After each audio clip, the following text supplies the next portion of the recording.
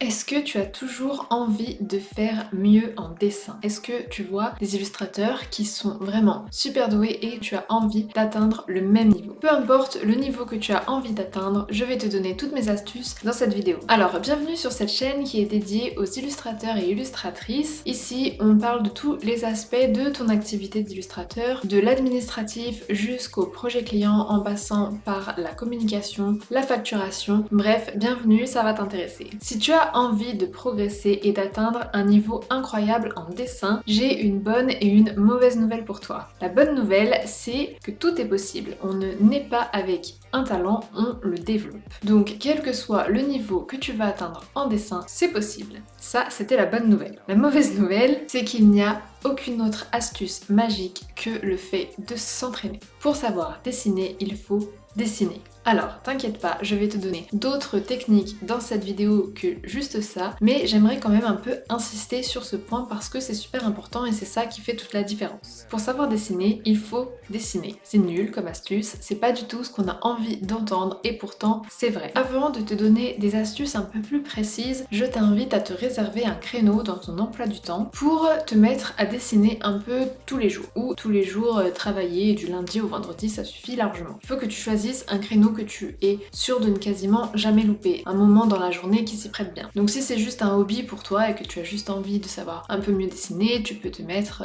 20 minutes comme ça tous les jours, c'est déjà très bien. Et si tu as prévu de devenir illustrateur ou illustratrice professionnelle, je te recommanderais quand même de passer au moins 1 heure par jour à dessiner. Ce moment, qu'est-ce que c'est? C'est un moment où tu vas t'enlever de la tête que tu dois produire absolument quelque chose de beau, de réussi, de finalisé, quelque chose pour montrer à tes proches ou pour poster sur les réseaux sociaux. Vraiment, il faut complètement s'enlever cet état d'esprit et être dans une optique où il n'y a pas de pression, il n'y a pas de productivité. C'est juste de l'entraînement en fait. Donc c'est pas grave si c'est pas joli.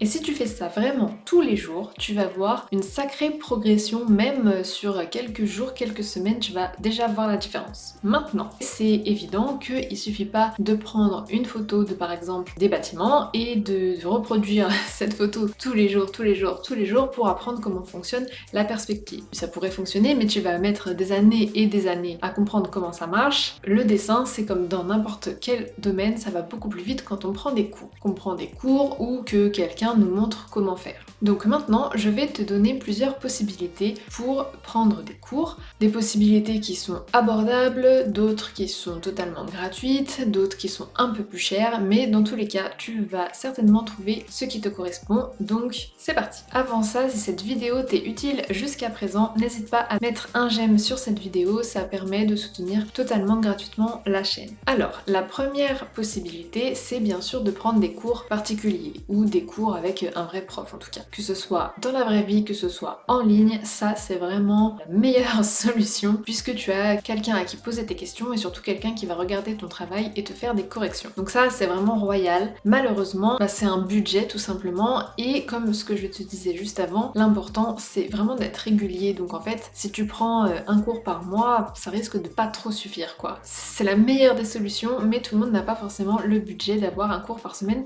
de dessin. Ensuite, on va aller dans l'extrême inverse que tu as certainement déjà envisagé, qui est YouTube. YouTube c'est gratuit et tu as une tonne de tutos pour apprendre à dessiner tout ce que tu veux.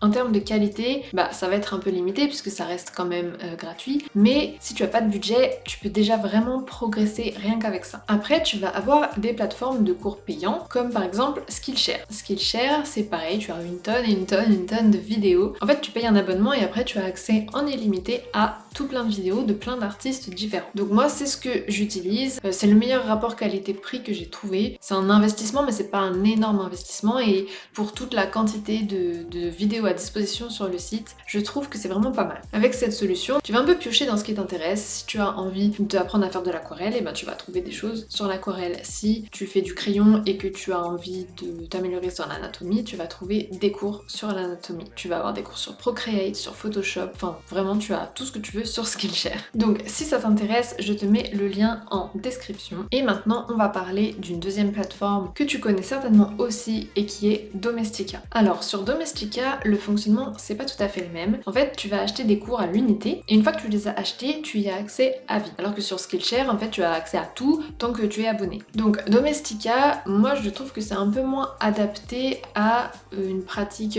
régulière, une pratique quotidienne, parce que sinon tu vas devoir acheter beaucoup de cours, ça va vite revenir cher. Mais ça peut être utile si tu veux vraiment approfondir quelque chose de précis, parce que au moins tu payes le prix du cours quand même, mais tu as la garantie d'avoir une qualité de cours. Si tu veux découvrir Domestika, c'est pareil, je te mets le lien dans la description. Dernière possibilité, c'est tout simplement d'acheter un cours qui a été fait par un artiste que tu apprécies. Il y a beaucoup d'artistes qui donnent des cours de dessin, donc là on est sur un plus gros investissement, mais je trouve quand même que c'est sympa de temps en temps de faire un plus gros investissement pour développer un style précis, ou si on aime vraiment un artiste, et on peut avoir envie d'apprendre sa technique, ou pour se faire plaisir, ou soutenir l'artiste dont on est fan du travail. Dans tous les cas, ce qu'il faut retenir, le plus important, c'est que quel que soit l'endroit où tu prends des cours, il faut que ta pratique soit vraiment la plus régulière possible. Même si c'est que 20 minutes tous les jours, si c'est tous les jours, c'est vraiment le plus important. Si tu as un peu le goût du challenge, je t'invite à tester ça au moins sur un mois et à comparer la qualité de tes dessins du premier jour avec celui du dernier jour. Et tu vas vraiment voir la différence, c'est assez bluffant. Donc je te dis pas de faire un dessin par jour, ce qui est important c'est vraiment de pas se mettre la pression, de